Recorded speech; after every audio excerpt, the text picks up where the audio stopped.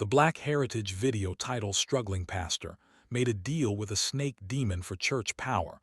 What happened next left him broken in prison opening hook. First three brief scenes scene. One dramatic cold open the sky above New Hope Estate. Is an ink-black curtain ripped open by lightning, not the distant, polite lightning of a passing storm, but the kind that crashes directly overhead, the kind that makes walls flinch. Heavy, unrelenting rain hammers a leaking zinc roof, drumming a mournful rhythm that matches the heartbeat of a broken man. Water seeps through the corner where two zinc sheets meet without precision, runs in a thin line down the cinderblock wall, and pools in a shallow depression in the concrete floor. An old piece of cardboard bent, darkened, doing its inadequate best, has been placed over the puddle. Nobody moved it. Nobody remembered to move it. That is the kind of church this is. Inside this tiny, half-empty space that smells of damp concrete and extinguished candles, Pastor Samuel Clure falls on his knees at the altar. He is 42 years old. His eyes are hollow in the way that eyes become hollow not from a single devastating blow, but from the slow, accumulated pressure of years of hope that has never quite arrived.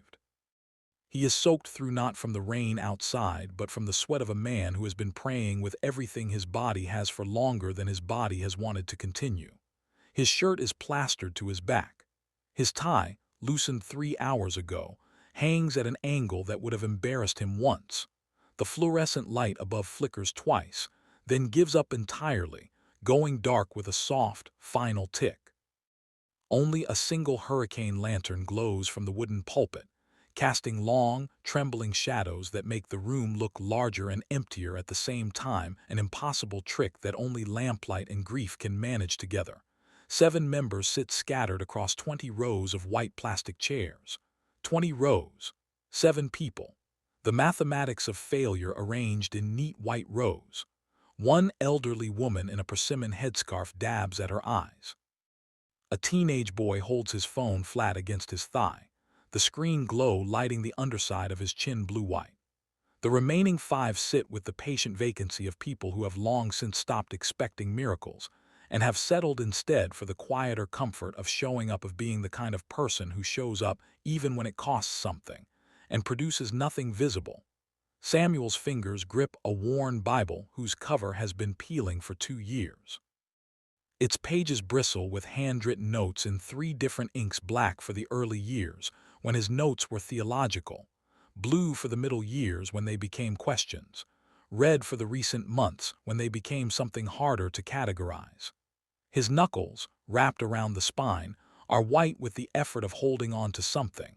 His voice, when it finally breaks the silence, is barely above a whisper. But it fills the empty room the way the voice of a person in genuine pain always fills whatever space they inhabit, not because of volume but because of weight. Lord, why have you forgotten me? I left everything for you.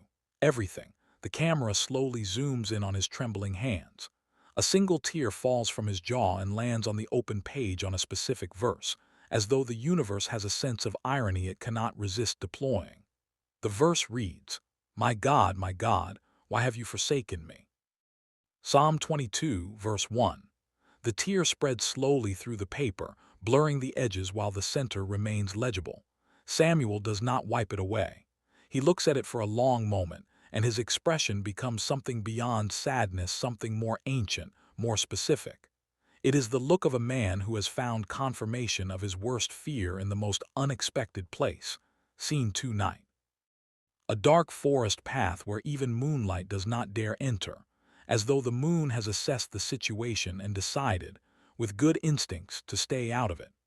Tall Iroko trees press close on both sides, ancient, enormous, their roots surfacing from the black earth in great knotted arcs that look, in this light, like the backs of things sleeping just beneath the surface.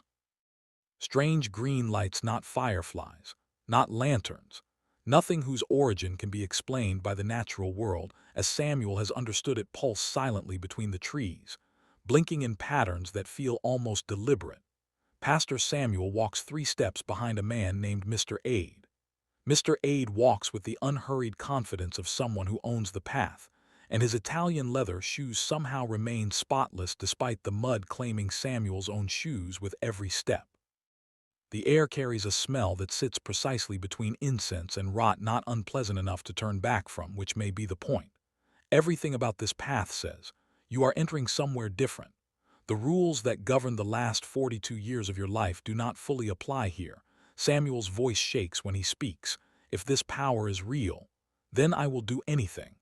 Anything to stop watching my family suffer. His breath fogs before him even though it is not cold enough for that. Perhaps cold in this place has a different source than weather. Scene 3 shock moment. The ground trembles not violently, more like a single deep exhalation from something enormous that has been holding its breath. And from the darkness beneath the oldest Iroko tree, the one whose trunk is wide enough that 4 men could link hands around it and still not complete the circle, something vast and patient begins to uncurl. It rises slowly, with the confidence of something that has never needed to hurry. A massive, ancient snake thicker through the body than a man's waist. Longer than a city bus, its scales the color of wet obsidian that catches and bends light in ways black things are not supposed to. Its eyes, when they open and fix on Samuel, burn with cold emerald fire. Ancient, intelligent, carrying the particular hunger of things that have been waiting for a very specific meal for a very long time. When it speaks, the voice does not come from its throat. It simply arrives inside Samuel's skull, behind his eyes, in the space between heartbeats where a man's sense of himself lives when he is not paying attention to it. I am Imol, the creature declares, each syllable landing like a stone dropped into deep water unhurried, certain of its own weight. For centuries I have waited for a willing vessel. A man with genuine faith, because genuine faith, even desperate, even broken, is the greatest amplifier of spiritual power that exists in any world I have moved through. Share your body with me, give me your voice 3 times a week, and your church will never be empty again. Your name will stretch across this nation and beyond. People will speak your name in countries whose languages you do not speak. Refuse, the emerald eyes narrow slowly, and remain in poverty and shame forever. Return to your 7 members and your leaking roof and your children who have learned not to ask for birthday cakes. That is the other path. Choose. Samuel stretches out his hand. His arm is shaking.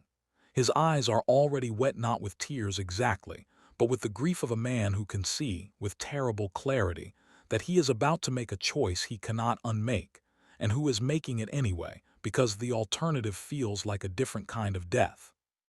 Viewer instruction spoken warmly, but urgently before we enter this powerful, cautionary story, a story about desperation, deception, the terrifying ease with which a genuine calling can be corrupted, and the even more astonishing truth that redemption is available on the other side of even the worst choices. A human being can make. Please do these 3 things. Hit the like button, so this message can reach more people who need to hear it. Share this video with at least one person in your life who is in a vulnerable season, who is tempted, who is desperate, who needs to be reminded that there is no shortcut worth the cost. Subscribe to the channel and turn on the notification bell so you never miss stories like this, stories that are difficult and true, and ultimately about the kind of grace that surpasses every human explanation of what grace should be allowed to do. Now, let us begin. Chapter 1. The struggle and the temptation in the bustling but forgotten suburb of New Hope Estate in Lagos, Nigeria. Pastor Samuel Clure had once been a man full of fire, the kind that does not announce itself, but that other people feel simply by standing next to him. Colleagues at First Alliance Bank, where Samuel had worked for 11 years, said he had an uncommon gift for reading people, for locating the exact point of concern in a client's face before the client had articulated it, for walking into a room tense with negotiation and softening it without any obvious strategy. His branch manager, Mr. Akin, had earmarked Samuel for rapid promotion. His name was on a succession planning document that nobody showed him, but that senior management had seen. His future, by every visible measure, was bright, the kind of brightness that feels permanent, like a fact about a person rather than a circumstance around them.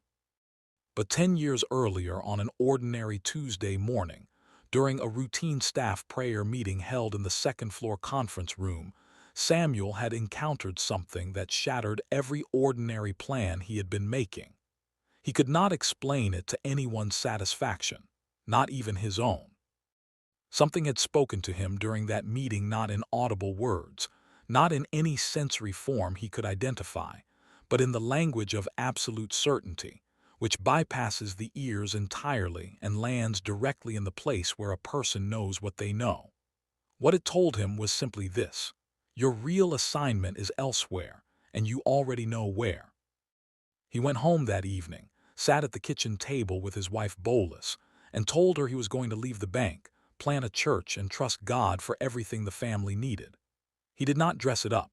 He did not present projections. He said, "I believe God is calling me to pastor, and we need to go." Bolus was a quiet primary school teacher with a practical mind and a faith that was not showy but was, in the way of things that are not showy, extremely deep. She looked at him for a long time. She did not say, "Are you sure?" or "What about the pension?" She located something in his face that she had been married to him long enough to read, and nodded once. If God said it, she told him, then we obey. It was the kind of simple, costly faith that would sustain her through everything that came later and nearly break her in the middle of it. Samuel sold his 4-year-old Honda Accord for 600,000 naira. He emptied his savings account, every kobo of the 400,000 naira he had spent 7 years accumulating through discipline and deliberate sacrifice. The account he had privately called the Freedom Account, because he had once imagined it funding an early retirement.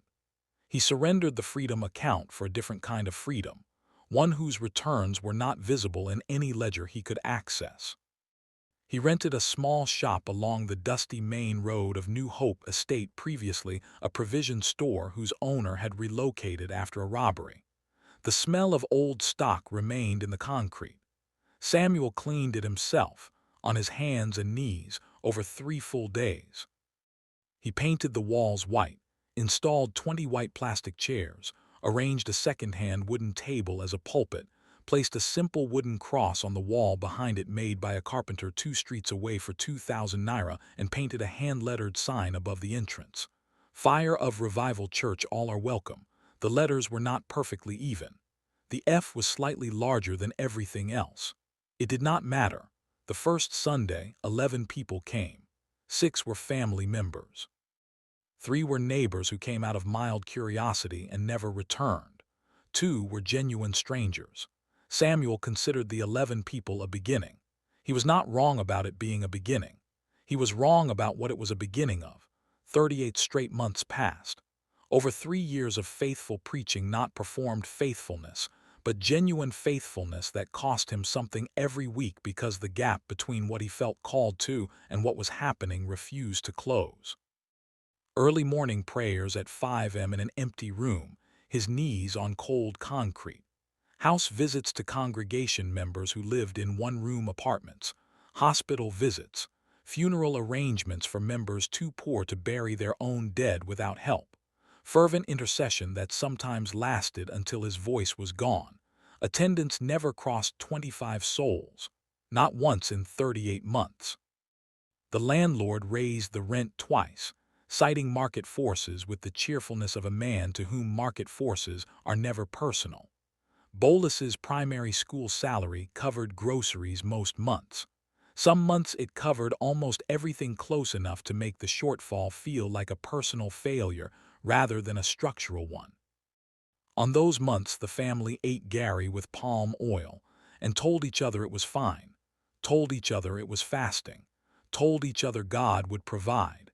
And sometimes these things were true, and sometimes they were what was available to say in the place where the truth was too heavy to carry at the dinner table.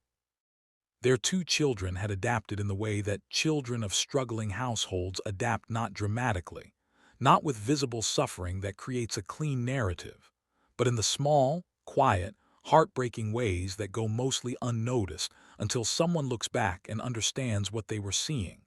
Tobi was 9 years old when Samuel planted the church, and 12 when the darkness began.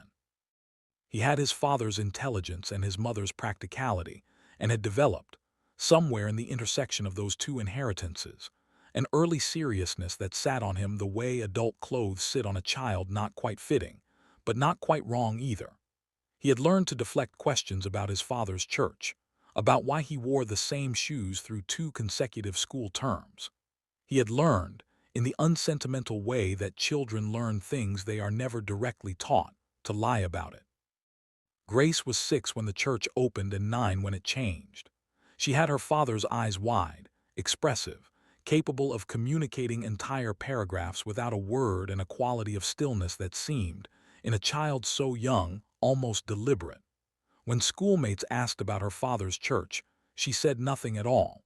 She would look at them steadily and change the subject with such quiet authority that the subject usually did change.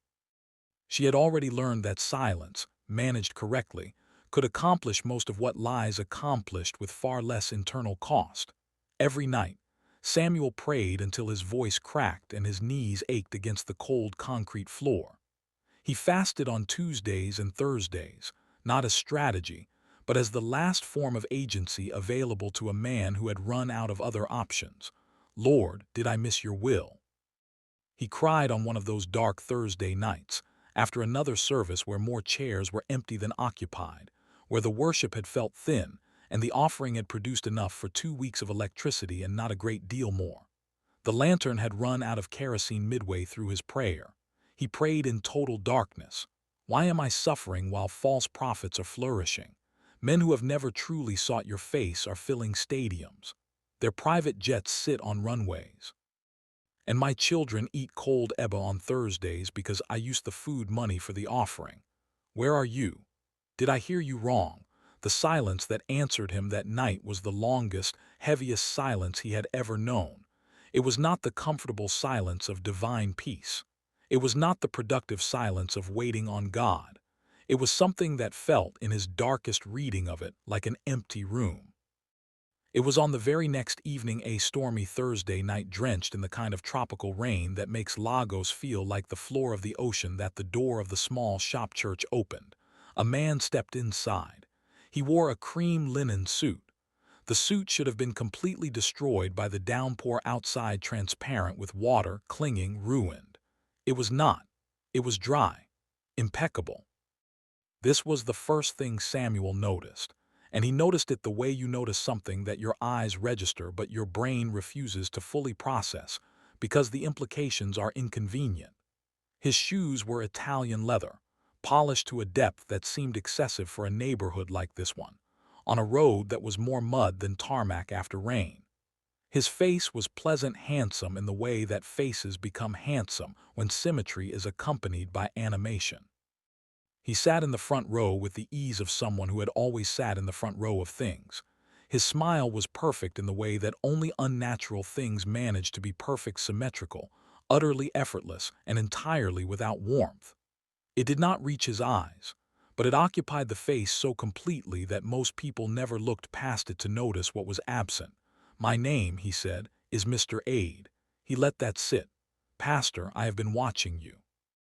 You are a man of genuine heart, rarer in this city, and specifically rarer in this profession, than most people would believe. But genuine heart cannot fill seats. Genuine heart cannot put new school shoes on a 12-year-old boy who has worn the same pair for a year and a half and has stopped asking for new ones, which is somehow worse than the asking." Samuel went very still. "I know someone who can give you real power," Mr. Aid continued, his voice carrying the measured cadence of a man who has given this speech before and has long since optimized it. Not the pretend power of motivational addresses dressed in scriptural language. Real power. Power that makes a blind man blink and suddenly weep because he can see. Power that sends money into hands that have been empty so long the owners have forgotten what it feels like to close around something. Power that makes your name travel ahead of you.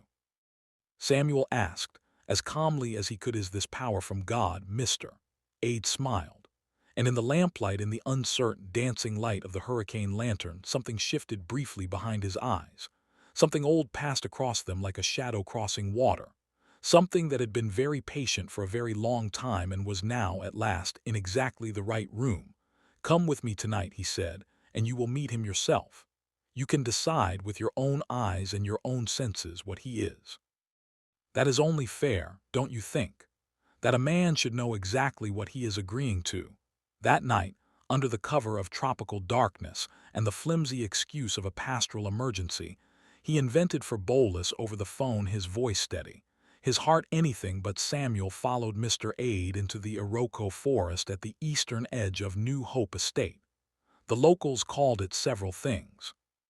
University students from the nearby Polytechnic, who used to dare each other into it on weekend nights, had called it simply the forest. After 3 of those students vanished in 2009 and were found 3 weeks later 10 kilometers away, alive but entirely unable to speak, a condition that persisted in 2 of the 3 for the rest of their documented lives, the students stopped going in after 7 p.m. The locals had never needed the lesson. The deeper they walked, the colder the air became. Strange whispers floated through the canopy, the rhythm and cadence of speech without the specificity of words, like overhearing a conversation through a very thick wall. The green lights among the undergrowth pulsed with a slow, organic regularity that felt less like bioluminescence and more like breathing. Then the ground trembled. The trees parted. And from the black earth beneath the oldest Iroko in the forest, something ancient uncurled from the darkness and rose. Chapter 2. The Faustian bargain. The morning after the forest, Samuel sat in his car in the church car park for 40 minutes before going inside. He sat with his hands on the steering wheel and his engine off and the windows fogging slowly from his own breath. He prayed, or he tried to pray. What came out was not quite prayer, and not quite the articulation of what had happened. It was something between the two, formless, reaching in a direction it could not yet name. The cold that had entered him in the forest had settled, like sediment, like something suspended in a liquid that had now, at the base of things, come to rest. He could feel Imol's presence the way a man feels the presence of someone who has entered a room behind him, not yet touching, not yet demanding anything, simply there, entirely comfortable with the silence between them. Now, the presence said, as Samuel finally opened the car door, now we will show them what this pulpit is capable of. The next Sunday was different. Everyone who was present would agree on this point in the months and years that followed, even those who wished, for various reasons, that they could unmake their memory of it. The difference was real. It preceded the first word out of Samuel's mouth. It was present in the room before the service began, like a change in atmospheric pressure that the body registers before the mind does. Samuel stepped onto the pulpit wearing his same tired gray suit, the one with the fraying left cuff. When he opened his mouth, a new authority flowed out, not louder, not more polished, not more theologically sophisticated, deeper, more penetrating, in the precise sense that penetrating means bypassing the surface and landing somewhere underneath it. Words he had not prepared the previous evening poured from him like water from an elevated source. Biblical passages he had never consciously committed to memory surfaced fully formed, in context, in the precise order most likely to do the most damage to a human heart that needed breaking open. Within 20 minutes, 4 members of the congregation were weeping without being able to explain why. Within 30, a woman named Mama Chisholm, who had sat in the 5th row for 14 months and had been saving for surgery to remove the visible tumor on the left side of her neck, a growth the size of a large egg confirmed malignant by 2 different doctors, suddenly screamed. She fell backwards off her chair and lay still on the concrete floor. The church fell absolutely silent. The teenage boy who had been looking at his phone put it face down on the pew without being told. Mama Chisholm sat up slowly. Her right hand went to the left side of her neck with trembling fingers, not reaching for the tumor deliberately, but finding her neck the way a hand finds a sore tooth, automatically, pulled there by the body's sudden rewriting of its own landscape. Her fingers found smooth skin. She felt along the line of her jaw. She pressed against the place where the growth had been. She found nothing. Then she began to scream again in a register that bore no resemblance to the first scream. This one was pure and high and completely different in character, the sound a person makes when they receive something they had already grieved the permanent absence of. The small church erupted. Samuel stood at the pulpit and watched, and felt Imol move through his body like a current through water, satisfied, already calculating the next application of this. By the third week, word had traveled through New Hope Estate and across 3 surrounding neighborhoods the way only miracle reports travel in Lagos instantly, and in every direction simultaneously, like a fire that finds its own accelerants. The shop could no longer contain the crowd pressing through its door. Over 200 people arrived by 7 a.m. on Sunday mornings. He began holding 2 services, then 3. By the 6th week, they had moved to a large warehouse on the industrial outskirts of the estate. Local businessmen renovated it within 10 days. By the 3rd month, they had purchased a plot of land and engaged a construction company to begin a 3,000-seat auditorium. The money arrived in waves in offering baskets, in bank transfers from numbers Samuel did not recognize, in white envelopes pressed into the hands of ushers by people who could not explain with any precision why they had given now, only that they had felt, in the service, a compulsion that bypassed every financial calculation they would normally have applied. Samuel's personal bank account, which had held less than 18,000 naira 18 months ago, now received wire transfers from strangers in Abuja, Port Harcourt, Enugu, and London. A businessman in Birmingham transferred 5 million naira after watching a Sunday service on YouTube. By the end of the first year, it registered 8 figures. He bought a Range Rover. He moved the family to a duplex in a gated estate in Lekki. He ordered custom suits from a tailor in Victoria Island. He hired a personal assistant, a driver, 2 bodyguards, and a social media manager. His Sunday services were live-streamed to a growing audience. By the end of the first year, the YouTube channel had 140,000 subscribers. People began calling him Papa Miracle, a name that traveled with a momentum his own name had never generated, and that he found, in his more honest moments, deeply uncomfortable, because he knew exactly whose momentum it was. Bolus bought Grace a birthday cake. It was the first birthday cake the family had purchased in 4 years. She bought it from a proper bakery, and it had 3 layers and fondant decorations and Grace's name written across the top in pink script. Grace stood in front of it and looked at it for a long time before she blew out the candles. Then she said, very quietly, as though talking to herself, "I prayed for this." Then she blew out the candles and ate 2 slices and asked Tobai if he wanted her third. Tobai looked at the cake and looked at his father and ate the 3rd slice without saying anything. But at night, the cost of everything began arriving. Imol spoke inside Samuel's head without pause, not only during services, not only when Samuel invited the contact. Continuously, like a radio channel installed in the room behind his eyes that could not be switched off. The voice was not always demanding.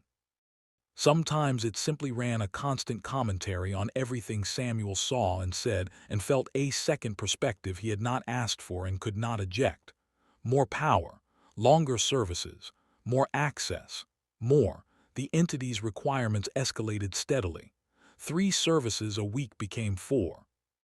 Then 5. Then the demand expanded into Samuel's private prayer time, the single hour each morning he had always spent alone with God before the public work of the day began. "That hour is mine now," Imol informed him one gray Tuesday before dawn, the city still dark outside the bedroom window, Bolus's breathing slow and steady beside him. "You don't need that hour anymore. You have me." What would you say to him that I cannot provide more efficiently? Samuel lay still and said nothing. The compliance came not from conviction, but from the arithmetic of fear, the terror of losing what had been gained, of returning to the 7 plastic chairs and the cold Eba and the leaking zinc roof, which had begun to seem, in the full light of what he had now, like a death. Bolus noticed first. A wife who has lived beside a man through years of genuine seeking knows his rhythms not from study or conscious attention, but from the deep, cellular familiarity of proximity. She noticed the microseconds when Samuel's eyes turned greenish before returning to their ordinary dark brown, too quickly for her to be certain she had seen it, quickly enough that she second-guessed herself 3 times before she stopped second-guessing. She noticed that his voice changed mid-sentence during conversations in the kitchen, deepened, thickened, as though two voices were attempting to operate the same throat. She noticed that he had not knelt beside her in morning prayer in 6 weeks, then 8, then 12. Then she stopped counting weeks. "Samuel," she said one quiet night, "the kind that Lagos occasionally produces between storms, what is happening to you? I don't mean the church. The church is visible. I mean you. What is happening to you?" She put her hand on his arm. He looked at her hand with an expression she had never seen on his face, not unkindness exactly, but a blankness that was almost worse, the look of a man for whom the gesture is registering but not arriving at its intended destination. He smiled a smile she did not recognize, too smooth, too manufactured, moving the right muscles in the right directions, but generating none of the warmth that had always been the point of his smile. "God is finally blessing us, Bolus," he said. "After all those years of struggling and praying and eating Gary and calling it a fast. Can you not be grateful instead of suspicious?" He removed her hand from his arm gently, the gentleness itself being somehow the most alarming part, stood, and went to his study. He did not come to bed that night. Bolus sat in the dark of their expensive bedroom, surrounded by every visible sign of the answered prayers she had prayed for years. And she felt in the place below the reach of arguments, the place where a woman knows things about the man she married that she could not explain to a third party, more afraid than she had been in any of the years of poverty. Because in the years of poverty, she had known who she was sharing her life with. That man had been entirely, recognizably himself. The man who had just taken his hand from hers and gone to his study was not entirely himself. And that, she understood in the dark of the expensive bedroom, was a problem of a completely different category than poverty. Chapter 3.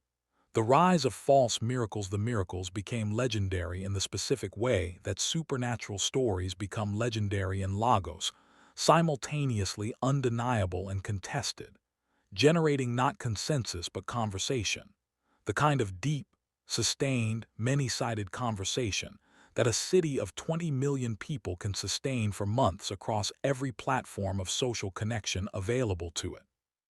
A blind man from Abuja, Elder Balagun, 63, a retired civil servant who had lost his sight to advanced glaucoma 4 years earlier, received his sight during a live Sunday broadcast watched by over 200,000 people. The return of his vision was not gradual. Samuel's hands came down on his head and something happened. He blinked, put his hands out before him, then looked at his hands and became very still.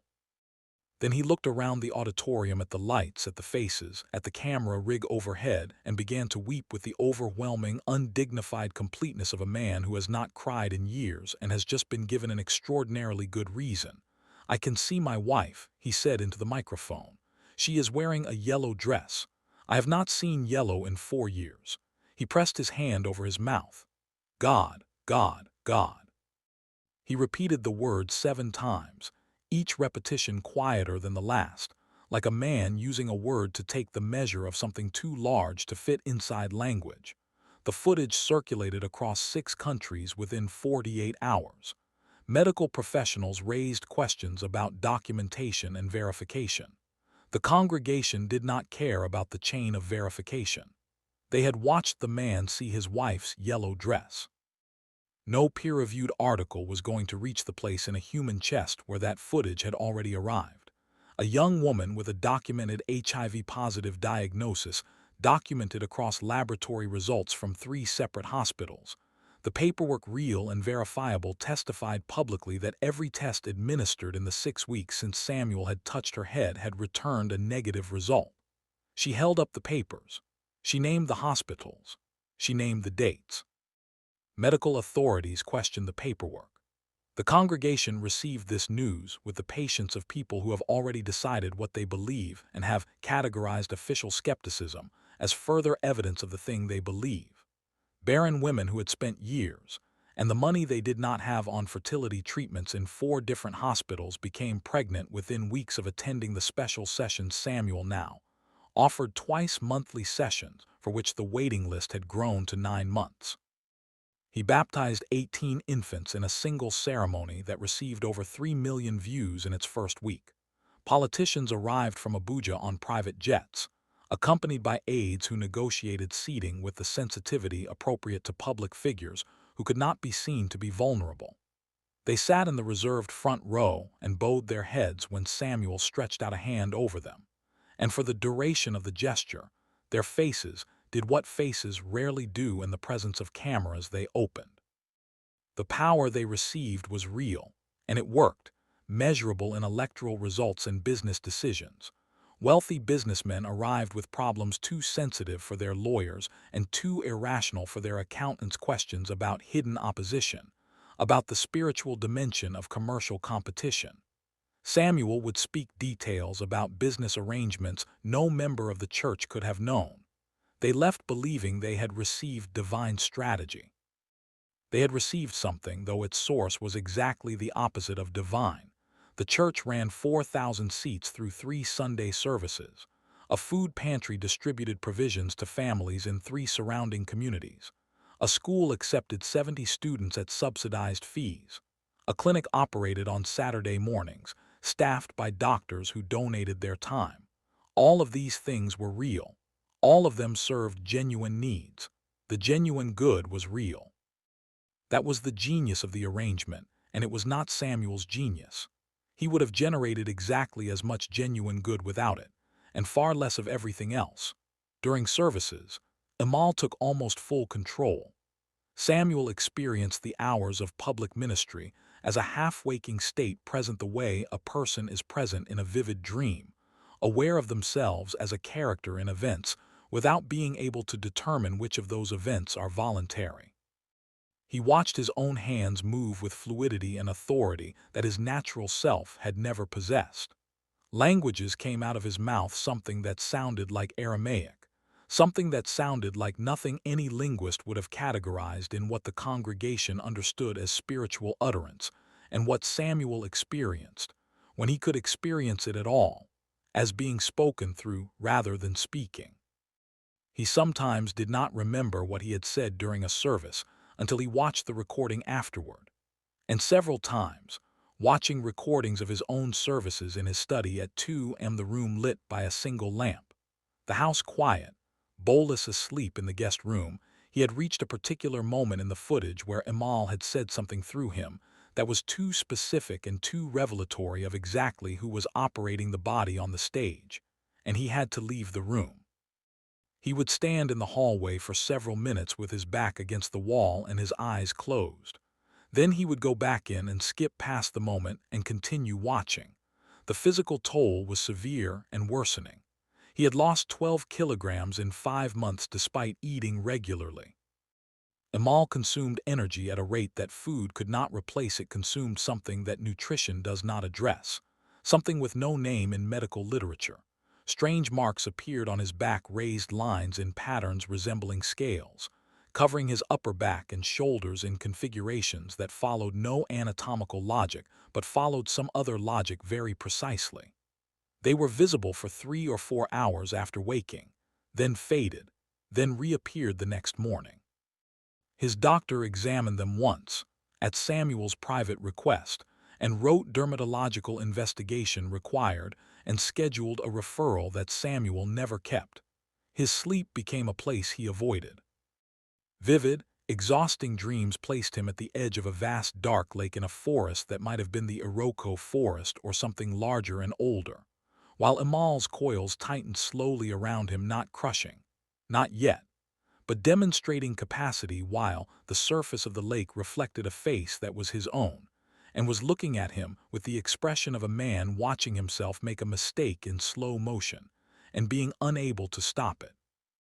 Chapter 4. The Awakening and the Opposition. In the third row of the new mega-auditorium, which, by this point, seated 4,500, and ran 3 services on Sundays, plus 2 midweek services, plus a special session on the first Friday of every month, there sat a woman who did not fit. In a congregation that dressed for spectacle and celebration, she wore a simple navy blue dress of ordinary cotton and flat-heeled shoes. She carried an old Bible with a cracked spine held together by a wide rubber band. She had arrived at 6:45 a.m. for the 7 a.m. first service, and had chosen the third row specifically because it offered an unobstructed sightline to the stage. Her name was Zanab Musa. She was 24 years old. She taught primary 3 at a government school 2 bus rides from the church. She lived in a one-room apartment she had divided using a curtain rail into a sleeping area and a sitting area. She cooked on a single gas burner and kept her food money in an envelope labeled this month. She was not, by any standard her city applied, a significant person. She had come to Fire of Revival Church 3 months earlier out of what she described simply as obedience, not curiosity, not crisis. She had been in private prayer on a Tuesday morning when the name Samuel Clure arrived with the quality of weight she had learned, over years of prayer, to associate with specific instruction. She had looked up the church. She had found it. She had gone the following Sunday, expecting to encounter the genuine move of God that the testimonies online suggested. What she found instead was something she spent 3 months attempting to name. She prayed through every service. She tested everything she felt against every scripture she had stored over years of study. She was not a credulous person. She had attended churches whose practices she found theologically questionable without feeling what she felt here, which was not spiritual dryness or theological confusion. This was something different, more deliberate, more present, more knowing.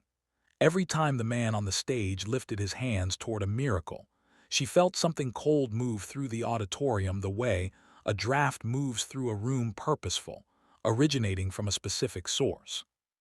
She watched people fall and rise and weep with gratitude and receive things they had stopped believing they would receive, and she did not doubt that something was happening.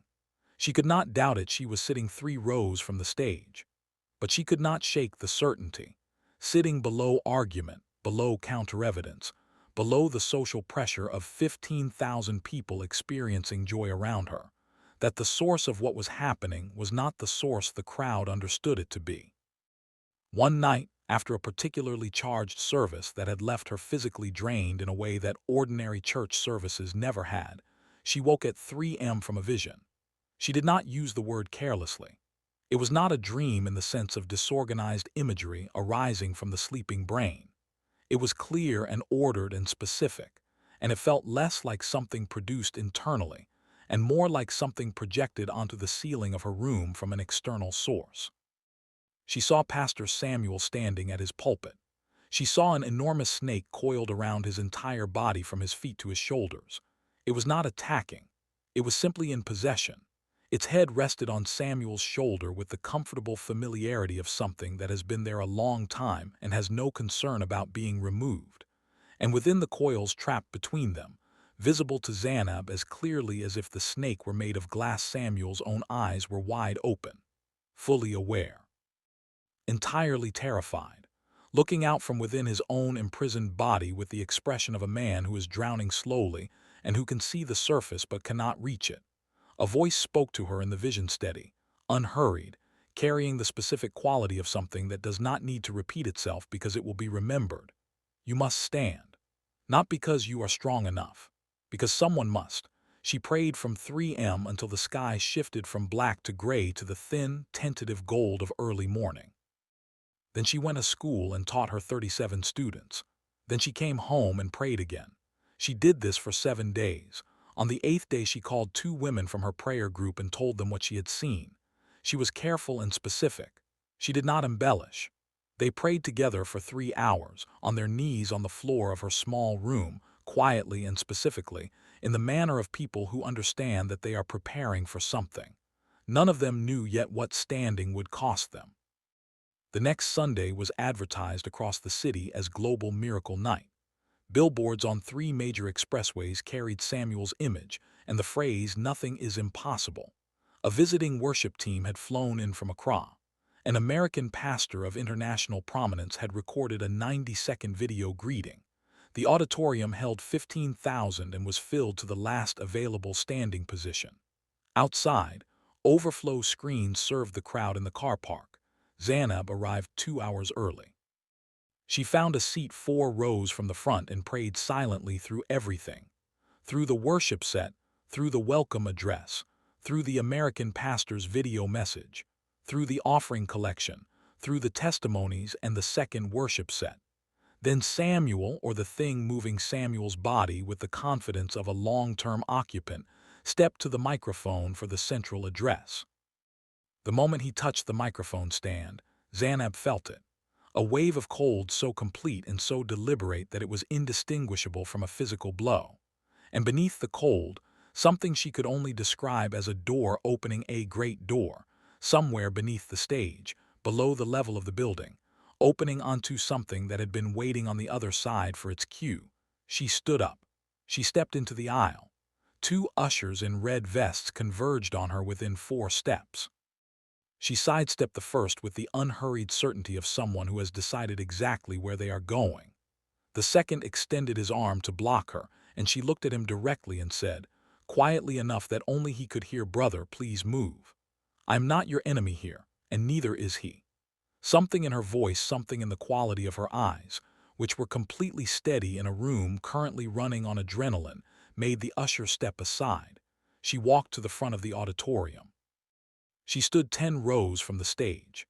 She pointed at Samuel, not theatrically, not with the performed drama of a confrontation designed for cameras, but with the clean, direct gesture of someone delivering information they wish they were not carrying, in the manner of a messenger who understands that the message is more important than the delivery.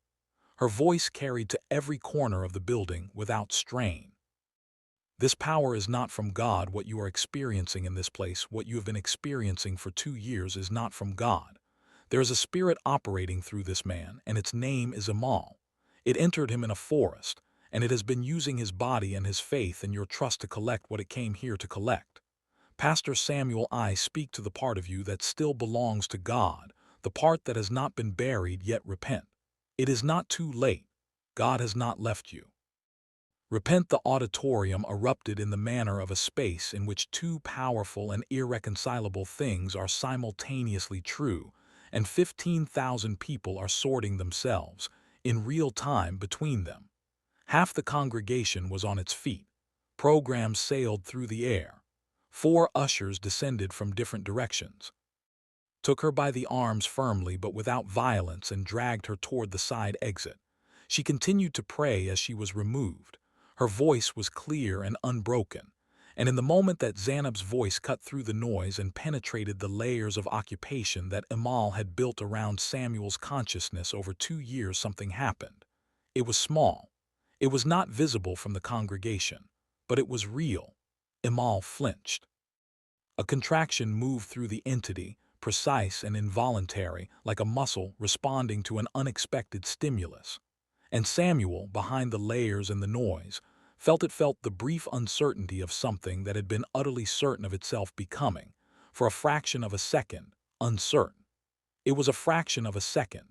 But fractures, once they exist in a structure, do not repair themselves simply by returning to their original shape. That night Imol was furious in a way Samuel had not encountered before. The smooth, almost reasonable voice that had negotiated with him in the forest had been replaced by something that hissed, a sound that was not quite sound but registered along the same pathways as sound, and was worse for not being entirely physical. Find that woman. Discredit her. Have her removed from the vicinity of this church permanently. She is a threat to everything we have built. Samuel lay in his expensive bed and stared at the ceiling. And for the first time in a very long time, the first time since the forest, perhaps he found himself thinking about who we referred to. He thought about it for a long time. The ceiling offered no answer, but the question, having been asked, did not go away. Zanab returned to the church gate the next morning at 7 a.m. She stood on the public road outside, in her navy blue dress, with her rubber-banded Bible, and prayed quietly. She returned the morning after, and the morning after that. She held no signs, carried no megaphone, did not address passers-by. She simply stood and prayed continuously in the manner of someone doing a job they have been assigned to do and intend to complete. By the end of the first week, 2 other women from her prayer group had joined her. By the end of the second week, there were 11 people on the road. By the end of the third week, some members of the congregation had begun stopping to hear Zanab speak on their way into the building, stopping, then going in anyway, divided and disturbed, carrying questions they had not had before. The security team was ordered to move the group further from the gate. They moved further and continued. Imol commanded Samuel to pursue legal action. Samuel's lawyer examined the situation carefully and told him, with the diplomatic but firm clarity of a professional who knows when a client is about to make a very public mistake, that prosecuting citizens for praying on a public road was not a proceeding anyone would want to manage in a Lagos court or on social media. Inside the building, small fractures were widening. 3 cell group leaders resigned within a single month, each submitting private letters that shared, without consultation, the same core concern. The fruit of the ministry no longer matched its root. 2 associate pastors began meeting separately to pray through what they were increasingly certain was wrong. One of them, Pastor Dapo, 28 years old, precise and methodical, began recording services on his personal phone, noting timestamps, comparing recordings across weeks, and writing up what he observed in a cloud document created specifically for this purpose. And Bolus, 2 bus rides away in a Wednesday evening prayer meeting, received during the prayer something she had been waiting for, a quietness. Not an answer exactly.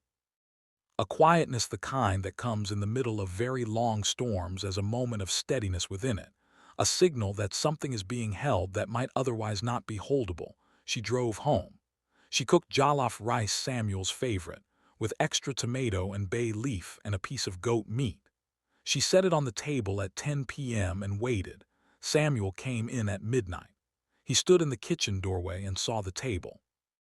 Later, Bolus believed she saw, for the first time in months, his own face looking back at her from his eyes, just briefly.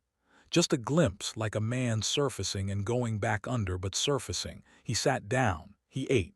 He did not say much, but he ate all of it. Chapter 5. The final exposure and redemption. The climax arrived on the largest night in the history of Fire of Revival Church Global Prophecy Night.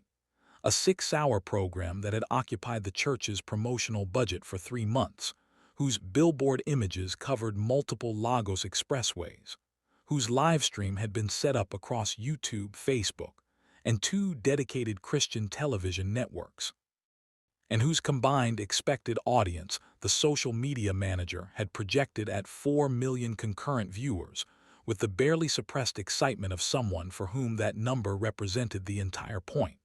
15,000 people inside. Several thousand more in the car park with overflow screens. The worship team had opened with 90 minutes of music that was professionally excellent and generated the kind of emotional atmosphere in which a person's resistance to extraordinary claims reaches its lowest point, which is not a criticism, simply an observation about the relationship between elevated emotion and open hearts, and about how both God and what is not God can work in that opening. Zanab and her prayer group, 32 people now, drawn from 3 different churches, 2 different denominations, and 1 man who had no church affiliation but had come because he felt he should, were stationed 200 meters from the gate, precisely at the legal boundary the church's lawyers had arranged. They had been praying in shifts without interruption since 8 a.m. Zanab herself had not left her position. It was approaching midnight. Bolus was not inside the auditorium. She was in her car, parked in the far corner of the car park under a sodium light, her hands on the steering wheel and her eyes open, watching the building. She had come not to attend but to be present, to be close. She prayed without words, in the manner of praying that is less conversation and more proximity, the prayer of a person who has said everything there is to say and now simply waits. Pastor Dapo was inside, wearing his pastoral lanyard and his red identification vest and carrying his phone at hip height, recording, with the timestamp running. Global Prophecy Night had reached its declared apex. Samuel, or rather Imol, operating through Samuel at what may have been its maximum level of saturation, the entity's presence in the body so complete that the distance between Samuel and the surface of his own life had narrowed to almost nothing, moved through the congregation with an authority the crowd experienced as holiness. Names were spoken. Medical conditions were called out before the sufferers had identified themselves. Specific numerical information, account balances, property values, financial shortfalls. The exact sum outstanding on a loan was delivered with the specificity of something that does not need to guess because it has access to what guessing attempts to simulate. Each revelation met with screams of confirmation. The social media counter climbed. Then something changed. Samuel's body stopped. Mid-sentence. Mid-step. He was in the center aisle, one hand extended toward a woman in the seventh row, his mouth open on the first syllable of her name. He stopped as completely as a recording that has been paused, every part of him still, the extended hand held at its angle, the open mouth neither completing its word nor closing. The crowd read it as drama. The cameras moved in. His body began to shake. It started in his hands and moved through his arms and into his torso, and then became total, not the trembling of physical distress, but the shaking of a structure under load, like a building in a wind it was not designed for. The microphone amplified the sound of his body against itself, a rapid, percussive rattling. Then the shaking stopped as abruptly as it had begun, and when Samuel raised his head, the eyes looking out at 15,000 people were burning, ancient, and entirely green. Not greenish, not a lighting artifact, green in the manner of something that has never been disguised and has simply, at this moment, stopped pretending.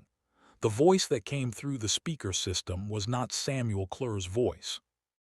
It resonated at a frequency the sound engineers at the mixing desk would later describe, individually and without coordinating their accounts, as physically wrong as a frequency. Their equipment registered at levels it should not have been able to register, as something that made the desk vibrate under their hands. "I am Imol," the voice declared. And the sound moved through the auditorium, not only through the air but through the floor, through the walls, through the chair legs and the bones of the people sitting in them. "Your pastor has belonged to me for 2 years. I entered him in the forest. I am the source of every miracle you have witnessed in this building, every healing, every prophecy, every word of knowledge. And every soul that has received from me in this place carries my mark on it. You owe me a debt, all of you.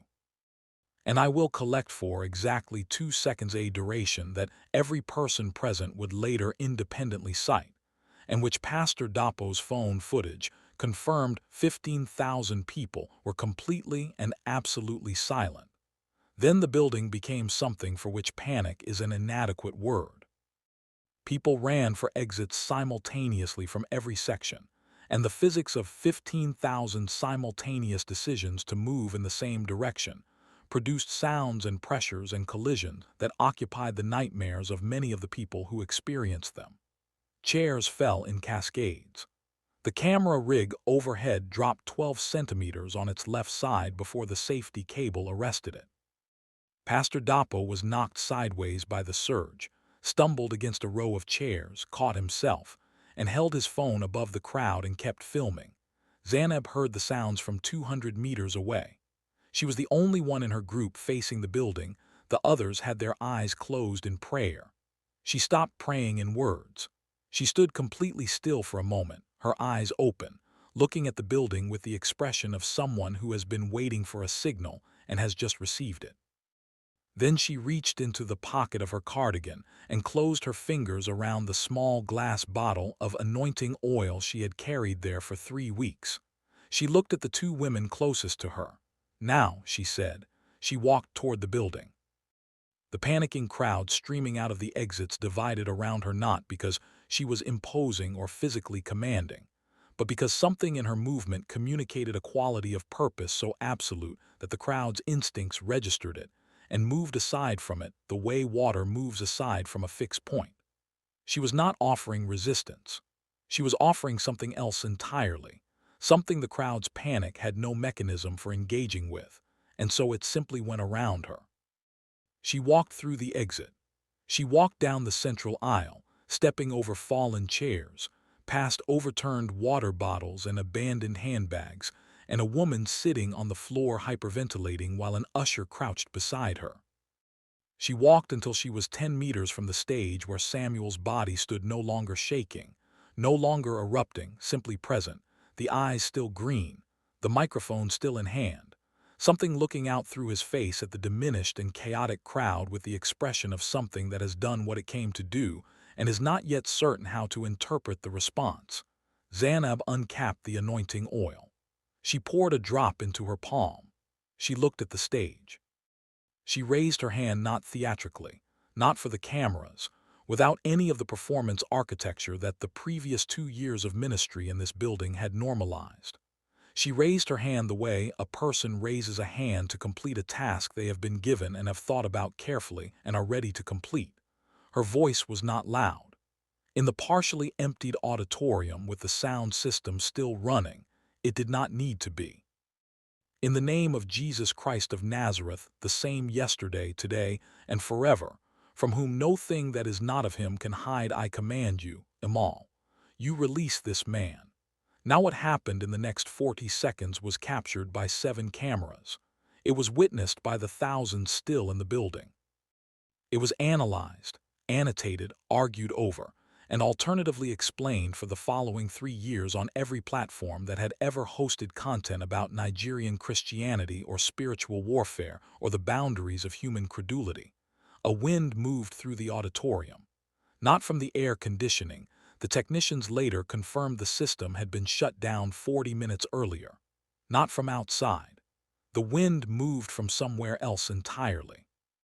It carried no temperature and no identifiable smell. What it carried was something every person in the building felt simultaneously and involuntarily most accurately characterized, in the accounts of thousands who tried to describe it afterward, as recognition. The body recognizing something much larger than itself. The body knowing, in the cellular place below argument, that it was in the presence of something whose authority exceeded every authority it had ever encountered. Samuel's body pitched forward. He screamed a sound that contained, audible on every recording, what sounded like 2 distinct voices struggling for possession of the same throat, one voice attempting to rise and one attempting to descend and neither fully succeeding. His body lifted. The cameras captured it from 7 angles. He lifted approximately 30 centimeters off the stage floor in a single, sharp movement, as though pulled upward by something that held him suspended. He hung there for 4 seconds, the green in his eyes visible even on cameras that were not close-up, visible to people in the back rows, fought against something pushing back against it from somewhere very deep inside the body it had occupied, from a place it had not been able to reach in 2 years. Zainab stood in the aisle with her eyes closed and her lips moving. His body dropped. He hit the stage floor on his hands and knees with a sound the microphone picked up and amplified, and his microphone skidded across the stage and stopped against the pulpit base. From his open mouth, in a gust that knocked the papers off the pulpit and made the closest cameras shake on their mounts, came black smoke. Not a trickle, not an artifact of combustion. A gust acrid, dense, carrying a smell that everyone present registered and that no one successfully described afterward. The cameras caught it. The footage was clear and unambiguous, and it remained so through every attempted technical explanation that multiple production teams would apply to it in the weeks that followed. The smoke dissipated within 3 seconds, thinning from gust to wisp to nothing, and the smell went with it. The auditorium was completely silent. Zainab opened her eyes. She lowered her hand. She said nothing. On the stage floor, face down, was Samuel Clur. His shoulders were shaking with the unmistakable rhythm of weeping, not the performed weeping of a charismatic service, but the deep, gulping, private weeping of a man who has just arrived, without preparation or graduated transition, at a full understanding of the size of what he has done. Every camera in the room could see his shoulders. None of them tried to cut away. Some things are too human to cut away from. Pastor Dapo was the first person to climb onto the stage. He knelt beside Samuel and put his right hand flat on his pastor's back. He did not say anything. There was nothing adequate to say.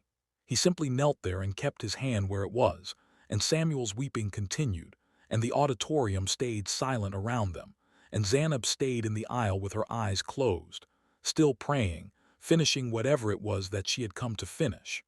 The aftermath arrived with the specific velocity of things that have been building for a long time, and finally find their release. By the following morning, Footage was everywhere, every major Nigerian news platform, every Christian media outlet, the international networks monitoring African religious affairs, then the global mainstream press by early afternoon. Social media spent 72 hours in a state of simultaneous conviction and counterargument. Clerics from 5 denominations issued statements. The church was sealed by municipal authorities. The Economic and Financial Crimes Commission opened an inquiry into Fire of Revival's financial records, specifically the private consultations for which wealthy clients had paid sums ranging from 2 million to 15 million naira. The charges covered fraud and obtaining money under false pretenses. The warrant arrived on a Thursday morning. Samuel was in the building. He did not resist.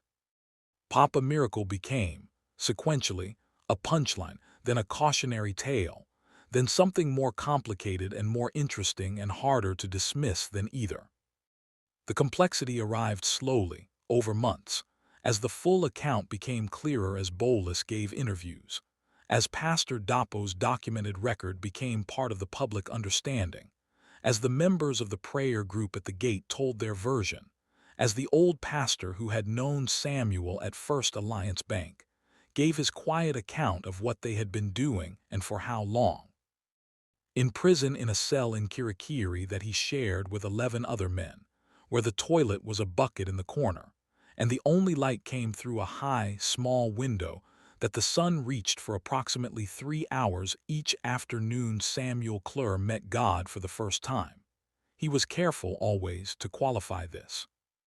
In every account he gave in the years that followed, whenever someone asked him to tell his story, he was careful to say he had met God genuinely at First Alliance Bank on that ordinary Tuesday morning in the conference room, genuinely enough to leave a career and a salary and a certain future.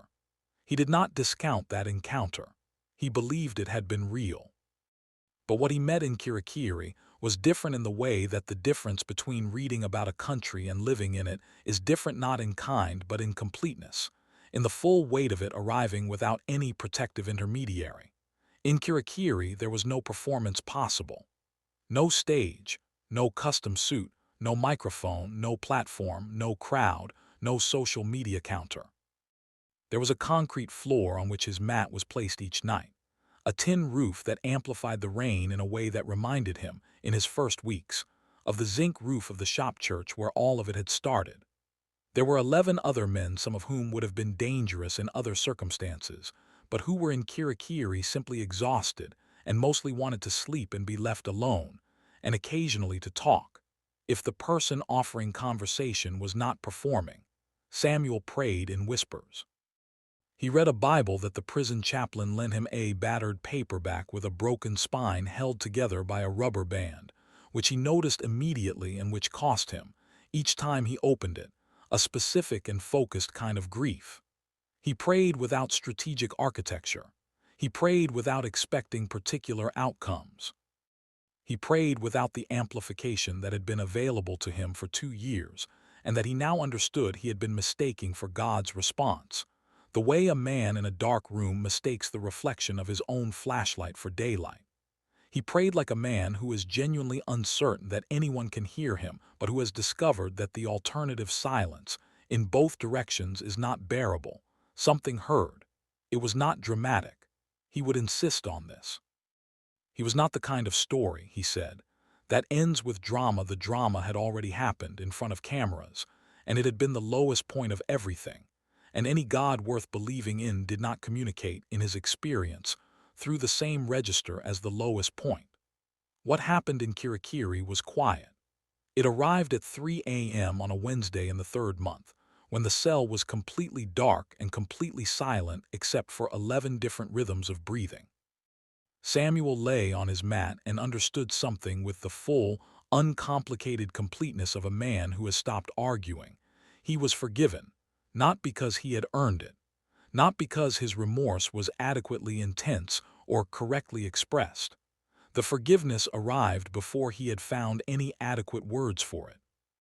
It arrived in the manner of something that has always been true, and that a person arrives at only when they have exhausted every available alternative to the truth, and it was, he said, the most real thing he had ever experienced.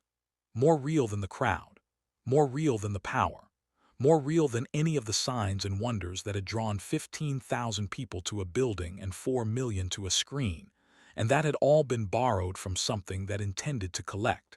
He began to talk to the men in his cell. Not to preach, he was acutely aware of what his preaching had been, and he refused the word for a long time. He simply talked. He told his own story with nothing omitted and nothing softened, which meant that most of the important parts were the parts where he looked like a fool and a coward, a man who had chosen the wrong thing with full awareness that it was wrong, because the fear of poverty had been larger in that forest than the fear of God. 3 of the men gave their lives to Christ in the first month. They were not spectacular conversions. They were the conversions of tired men who had been listening carefully to someone tell the truth. By the 3rd month, the prison chaplain asked Samuel to be available to talk to men one at a time, on the concrete bench in the corner of the yard where the sun reached in the afternoon. The bench was never empty during those hours. Bolus brought the children on a Saturday morning, 4 months after the arrest. When Toby and Grace walked into the visiting room, Grace holding her mother's hand with the grip of a child uncertain about what is waiting on the other side of a door, Toby walking with his chin at the angle he had learned for navigating spaces that required composure, Samuel stood up. He could not speak. He stood and looked at his children and could not, for almost a full minute, produce a word. The silence was not empty. It was full of everything he had no language for yet. He knelt to their eye level. He looked at them both. "I am sorry," he said. "I made terrible choices, and every one of those choices hurt our family, and I want you to know that I know that. I am sorry for every time I frightened you, every time I was not your father, every time I allowed something to use my body that had no right to be there. I love you. I intend to spend whatever time is left of my life being your actual father, not a famous one, not a powerful one, not one with a driver and a social media manager and a Range Rover. Your actual father. If you will let me try." Grace climbed into his arms without hesitation and put her face against his neck and held on. She had been praying for this. She had slept with her Bible under her pillow for 2 years without fully being able to explain why. And now she did not need to explain it, because here was the answer to it, holding her back. Toby stood still for a moment. His jaw worked. He had been 12 when his father changed and was 14 now, and 2 years in a boy's life in those years are enormous, and what had happened in those 2 years had shaped him in ways that it would take decades to fully understand. He stood still and looked at his father. Then he crossed the room and put his arms around his father's neck and held on, and Samuel put one arm around each of his children and closed his eyes. Bolus waited until Grace and Toby had drifted to the visiting room window to count cars in the car park, a game they had invented on the walk across and exported inside. The game of children who are adaptable and who make meaning wherever they find themselves. Then she sat across from her husband at the visiting table. She had thought in the weeks before this visit about what she would say. She had prepared things. In the event, she did not say any of them. She said, "I prayed every single day." He said, "I know. I am sorry it took so long to reach me." She said, "God's timing is not a mistake." They looked at each other across the table in the prison visiting room, a man who had been broken in ways that would require years to understand, and a woman who had waited and prayed through every day of the breaking, and it was, in some specific and irreducible way, the most intimate moment of their marriage. More intimate than the nights of certainty. More intimate than the early mornings of shared prayer that Imol had eventually taken from them. More intimate than any moment of ease or abundance. Because this was what remained when everything else had been taken, and it was more than they had thought would remain. And they were both, in their different ways, grateful. On a quiet Sunday morning in the prison yard, 6 months into his sentence, with release not yet visible on the calendar but no longer abstract, Samuel sat on the concrete bench in the corner where the afternoon light was good. 7 other men had arranged themselves on the bench and on upturned crates nearby, choosing to spend this Sunday morning in conversation rather than in the cell. No stage, no camera rig, no custom suit, no microphone, no live stream, no social media counter. No voice in the back of his skull providing amplification and agenda and the insistent pressure of something that had come to collect. He opened the chaplain's battered paperback Bible. He opened it to Psalm 22, the same psalm. The same opening cry that had been on the page where his tear fell in the empty shop church on a stormy Thursday at the beginning of all of it, when he had been 42 and hollow-eyed and genuinely, entirely lost. He read aloud softly, in the voice that was only his own, my God, why have you forsaken me?" He paused. He let the cry sit in the morning air of the prison yard, above the concrete and the tin and the ordinary, irreplaceable sky. He let it be what it was, a real cry, a human cry. The cry of a man who has been somewhere very dark and is not yet sure the light is permanent. Then he continued through the rest of the psalm. All the way through, past the anguish and the abandonment, through the verses where the psalm turns without explanation or transition, the way genuine experience turns from lament to something harder to categorize than lament. For he has not despised or scorned the suffering of the afflicted one. He has not hidden his face from him, but has listened to his cry for help. He closed the book. That is the whole story he told the 7 men. Not just mine. The whole story of anyone who has been in a place where God felt absent. The darkness is real. The absence is real. The crying out into something that does not seem to hear, that is real. And the turning is also real. The moment when the psalm changes direction without announcing that it is changing direction. That turning is real, and it comes and it costs everything to reach it, and it is worth everything it costs. He looked up at the sky above the prison yard. Pale blue, ordinary. The same sky that had covered the Lecky mansion where he had stared at the ceiling unable to sleep. The same sky that had covered the Iroko forest on the night. He had stretched out his hand to something that was waiting for exactly that gesture. The same sky that had covered the little shop church on a rainy Thursday night when a man in a cream linen suit had come through the door with Italian leather shoes and a perfect, warming smile. He whispered something too quiet for any of the 7 men to hear. "Thank you," he said, "for breaking me, so that you could truly save me. Borrowed power always demands a debt. Only God's power is free, and only God's freedom is worth what it actually costs." End screen. If this story reached you today, if something in Samuel's journey reflects a fear you carry, a desperation you have felt, a moment where you have been tempted to reach for something that is not from God because the waiting has become unbearable, please know that the turning is available. It is not too late. The psalm changes direction. It always changes direction. Like this video so the message can travel, share it with one person who is in a difficult season and needs to be reminded that desperation does not have to lead to destruction. Subscribe and turn on the bell so you receive the next story dropping in 48 hours. Drop I choose God's power in the comments below. Stay blessed.